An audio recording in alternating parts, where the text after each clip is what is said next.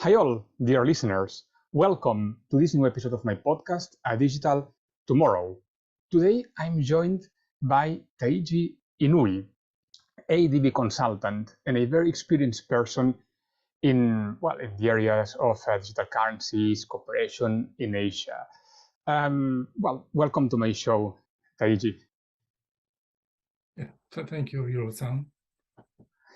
Taiji-san, I wanted to start by asking you about your personal journey. If you could please share with my listeners a bit about your personal journey so far, especially when it comes to your journey at the Japan International Cooperation Agency, as well as the ADB, Asian Development Bank. What did you do there, etc.?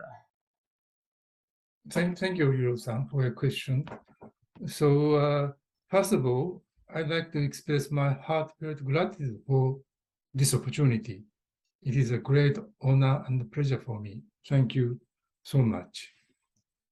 With respect to the Japan International Cooperation Agency, or JICA, it is a kind of government agency supporting developing countries to be developed countries.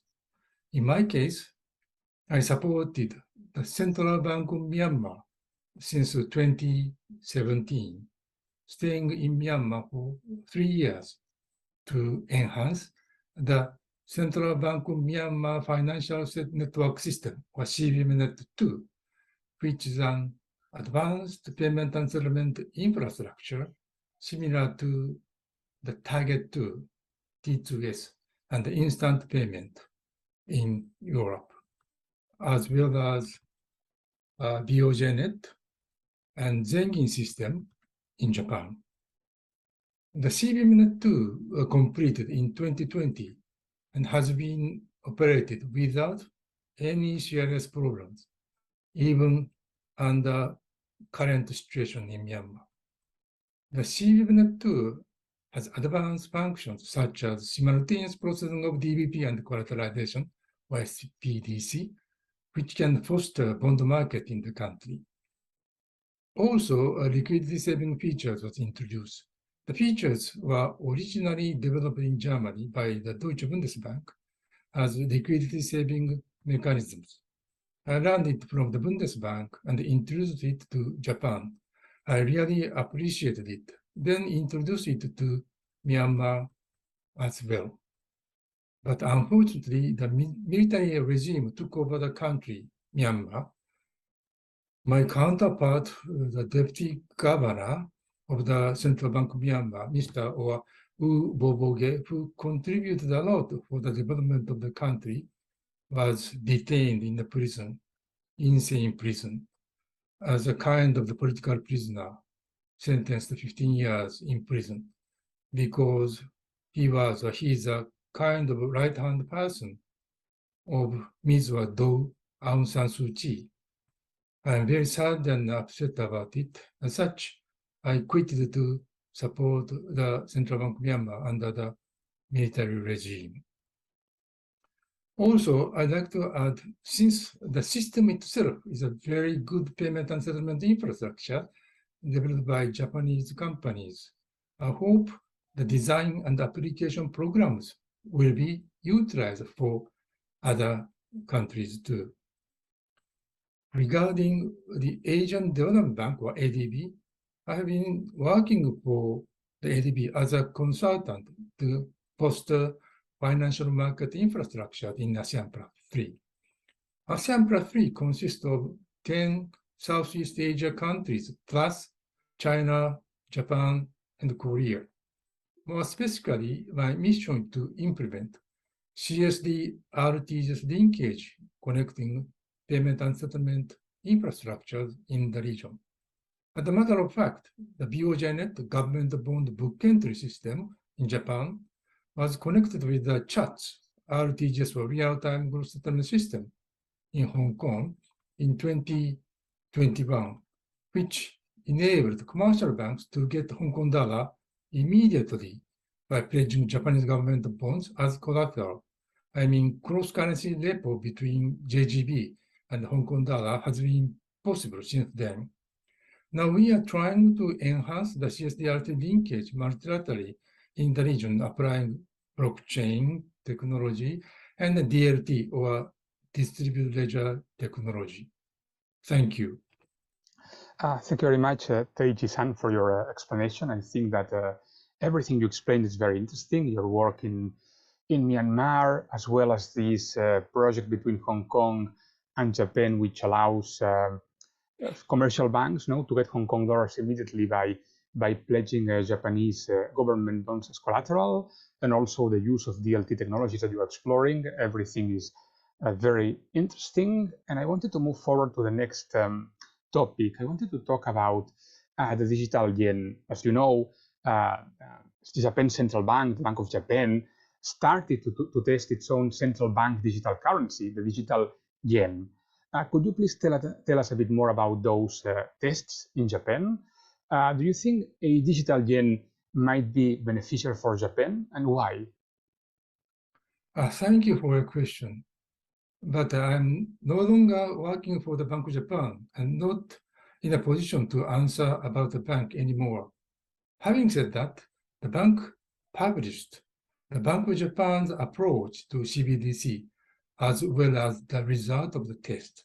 So let me explain my own understanding based on such information. With respect to the digital yen, I do believe the Bank of Japan is seriously thinking about issuing it and completed proof of concept or POC, phase 1 and phase 2, confirming the technological feasibility. The POCs should have checked not only the technological features, but also peripheral services. According to the Bank of Japan's approach to CBDC, the bank will start from online CBDC using mobile devices such as smartphones. Having said that, I believe the bank is seriously thinking about offline CBDC services and then preparing for such a situation when banknote become unpopular, just like in Sweden, which may not come soon in case of Japan. Digital yen will definitely provide a better payment instrument in Japan by utilizing the current mobile devices. Also, the digital yen will coexist with the private sector payment instruments, such as electric money, which I use as daily payment measures very much now. I do believe digital yen will be available sooner or later, probably in some years, though the Bank of Japan hasn't clearly mentioned it yet. Thank you. Well, thank you very much for sharing your thoughts on this topic. And I know that being a consultant at the ADB, Asian Development Bank, you must be, of course, very interested and knowledgeable about the idea of financial inclusion. So I wanted to ask you, how do you think a CBDC can promote financial inclusion? And given that you used to work, for example, in Myanmar, do you think that a CBDC in Myanmar or other countries in Southeast Asia might be useful in the future? Thank you again. I supported Myanmar under the initiative of Asian Development Bank since 2012 and under the JICA since 2017 as well. Yes, indeed, financial inclusion is one of the most important issues for such a support. In Myanmar, more than 70% of households are unbanked without having bank accounts. Having said that, mobile phone penetration is more than 100%. Almost all people have smartphones. As such, online type of CBDC may be applicable for developing countries too. However, contact-sized chips such as the NFC or near-field communication chip to store value such as CBDC in the phones is not generally embedded to the mobile phones in developing countries. Therefore, CBDC for mobile devices in developing countries may need to be online account type, though in case of network disruption, it cannot be used. Also, in some countries, all people are supposed to have national ID card, not in Japan, but yet, if IC or NFC chips are to be embedded in the card. Even poor people who don't have mobile phone can use the cards as digital wallets or CBDC and receive welfare payments and such. Then anyone can use the CBDC as daily payment measures. I do believe there are some ways for CBDC to be beneficial for financial inclusion too. Thank you. Well, thank you for this very clear explanation. Actually, one of my main areas of research has been that of central bank digital currencies in Asia. I've done extensive research on the digital yuan, especially for cross-border payments, also on digital yen, digital won. And I think it was 2 years ago, approximately, when actually I got to meet you. We were in touch online because I remember you published a very interesting article called A Proposal for an Asian Digital Common Currency, in which you precisely advocated for the creation of a common supranational digital currency in Asia. I found this idea to be very groundbreaking, very interesting, very different. That's why I read your article. Now I started to do some research on my end as well based on your article. And I actually remember you and I got in touch, via email, via Zoom calls. And I wanted to ask you to please share this very interesting proposal with my listeners. What is this idea of a common Asian digital currency, and why do you think this would be an interesting option or useful in the future? Thank you. Thank you so much for your question on Asian Digital Common Currency or ADCC. I'm proposing the ADCC as a regional currency in ASEAN Plus 3 with Professor Wataru Takahashi, who was the head of the Institute for Monetary and Economic Study of the Bank of Japan before. As you know, we had Asian currency crisis happened in 1997. Based on the lessons learned from the crisis, together with the successful inauguration of the euro in 1999, Asian Currency Unit, or ACU, was proposed. Serious discussion on ACU were made in early 2000s. Then ADB was supposed to propose ACU in 2006, but ACU project was not successful, unfortunately. I do believe issuing a regional currency without establishing a regional central bank was difficult at that time. This is my opinion, of course. Now, new technologies such as blockchain and DLT would enable Asian Digital Common Currency, or ADCC, to be implemented. Let me explain the ADCC by using PowerPoint slide briefly. Sure, please go ahead. Okay, thank you. Oh, sorry. Let me share the slides. Could you wait a while? And this one. Could I ask whether you can take a look at the screen? Slides? Okay. It works. Okay. Perfect. So a proposal for digital common currency, ADCC.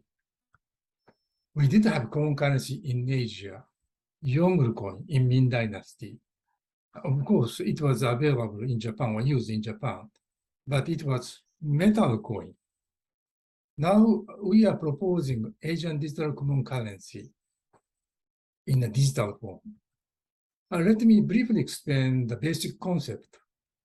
Number one, central banks in the region provide government bond to an international organization. Let me talk about this organization later, like this one, and not like this one. And number two, the international organization issues ADCC bond, common currency denominated bond, backed by the government bond as an asset, and returned to the central banks, like this one. Sorry. And number three, central banks issue ADCC, common currency, backed by the ADCC bond as asset through financial institutions and to general public. And of course, even for cross-border payment and settlement. Let me reiterate same things. We do have 14 central banks in ASEAN Plus 3, and then provide government bond through each government bond book entry system to the international organization. I wrote ASEAN Plus Macroeconomic Research Office by ADB Asian Development Bank. But indeed, these organizations do not have such kind of function yet. So you may need to establish a new organization. This is my personal idea. So not actual initiative yet. Yeah. And then international organization issue, as I mentioned, common currency denominated bond, ADCC bond, and then back to the central banks, and then circulated, nationwide and cross-border. And then my old friend of the Deutsche Bank, Bundesbank, kindly commented on this. Let me read. Issuing ADCC denominated bonds, the international organization is a good idea to issue common currency without establishing monetary union or monetary currency union, which was one of the biggest challenges to issue euro in Europe. I'm not sure this is true or not, but I very much appreciate it. But talking about ADCC, different from euro, it's not single currency. Coexists with CBDC of each central bank. Therefore, could you take a look at the bottom of the slide, please? Independent monetary policy implementation in each country or economy. The reason why I say economy is the same with country, but the Hong Kong is not country, so economy is politically correct terminology in ASEAN. Then let me talk about how to secure both anonymity and anti-criminal, activities such as the anti-money laundering. Could you take a look at the left-hand side, please? You have central banks here, which issue CBDC or ADCC, and circulate it through banks or merchants to the public. But then the CBDC or ADCC come back to the central bank, and then the CBDC central bank may find the duplication of money, fake money. But to keep the anonymity, central banks do not know who owns the digital wallet. Only ID central banks can know. But we are I am proposing to establish new government agency which is responsible for KYC. So digital wallets or the digital vault of the banks or digital safe of the merchants need to be registered to the this government agency. Of course, you can issue the anonymous digital wallet, but most of the digital devices should be registered to the government agency. So KYC information is managed by this agency organization. So by cooperating with each other, if some criminal activities happened, they can identify it. Of course, court or police department should be in between to support the many things such as the investigation or something like that. And talking about the international organization, above those organizations, international organizations provide the data to issue ADCC to keep the interoperability in the region. Also provide the standard for the digital devices or wallet to keep the interoperability of the digital devices. So international organizations play a very important role for this kind of the interoperability and the standardization. And then let me reiterate again. On the top, you have international organization and the central banks and the government agency, banks, and the people. And then international organization works as a means for printing works for digital currency, provide the data to central banks, and the central bank issue digital currency, ADCC, as its liability, and circulate nationwide and globally. And then talking about the digital devices wallet, government agency, provide it to the public through banks, but the standardization should be controlled by the international organization. But talking about the personal information, KYC, those information never go to the international organization because such kind of the KYC information should remain within each country. That's also need to be thought about, think about, thought about. That's a basic concept. And the same thing, I don't think I will reiterate, but the international organization, central bank, government agency, banks, merchant, and customer, right-hand side, ADCC bond, digital currency denominator bond is used by using a DLT. Left-hand side is ADCC or digital currency itself, using the blockchain technology and then NFC. In this case, tamper-resistant physical devices will be used to keep the secure payment. Then such kind of the physical secure devices will be explained by using this slide. This is already used for electric money. So this is a proven technology. Left-hand side, you have the contactless smart card reader and writer, which emit electromagnetic, wave to the IC card, right-hand side, with antenna inside. And then when this antenna receives the electromagnetic wave, this generates electricity and supply electric power to the IC chip inside. So you don't need battery inside. Very, very smart idea and almost maintenance-free. This has been used since 2000. I'm using this day to day. Of course, London subway is also using this. So this is nothing new, already proven technology, but a very, very good idea. So I do believe CBDC or ADCC may be able to utilize this proven technology because only change the store those values within IC chip. That's all. So proven technology. Not my idea, definitely. And the next slide shows the how you can record the payment chain by using the blockchain technology. But I propose the using PKI by using the public key and the private key, and by the saving the storing the record of the payment, you can identify the fake money. But after that, I read the peer-to-peer electronic cash system in 2008 for Bitcoin. They use the hash function. I'm very much surprised. The smart idea, very easy to do, much less, the workload to calculate and keep the record.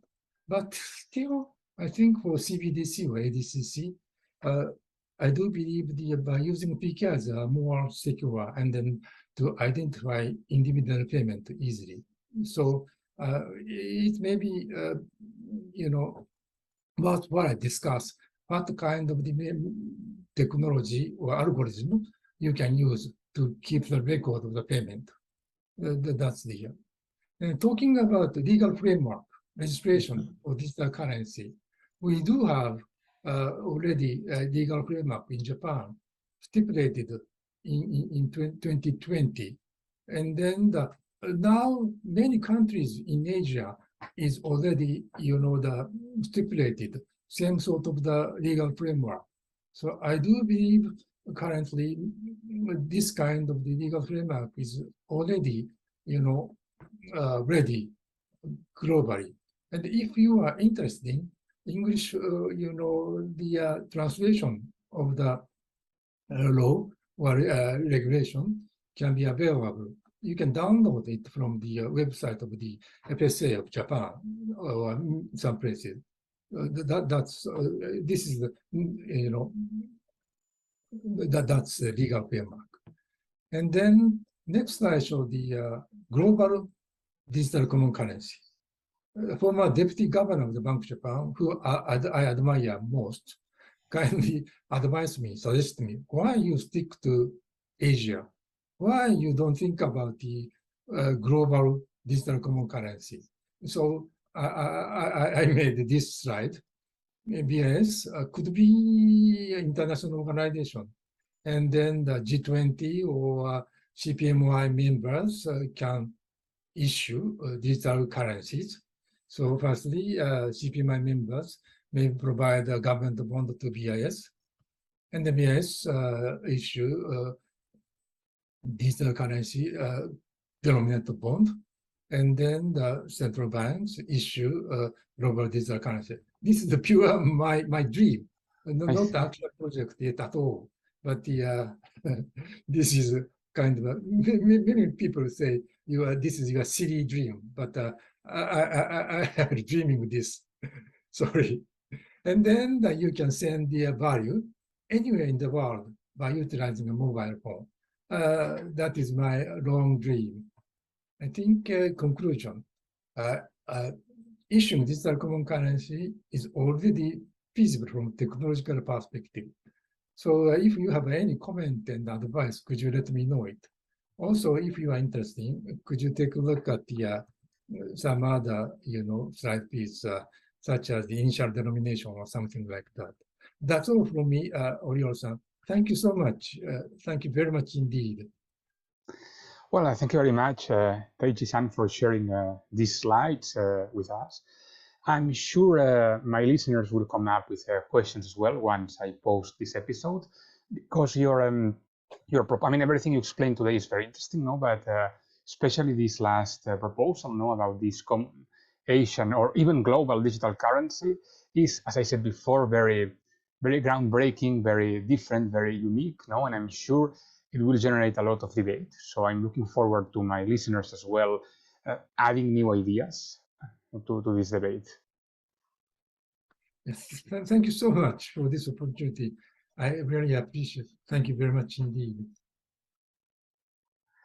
And well, I think with that, actually, if you could please stop sharing your screen. Certainly. Okay. Oh, sorry. No problem. Actually, I think it's interesting because people will find your contact details in here, no? And in case they want to reach out to you after this podcast with new ideas. And well, as I said before, Taiji-san, thank you very much for sharing your vast knowledge with me and with my listeners. It's been an absolute pleasure to be able to talk to you again. And well, thank you very much for coming to my show. Yeah, thank you. It's my pleasure. Thanks so much. Well, the pleasure is absolutely mine, and I hope to be able to host you again in the future. And well, to all my listeners, thank you very much for listening to this new episode, and please stay tuned for the next ones. Thank you very much, and see you all soon. Thank you.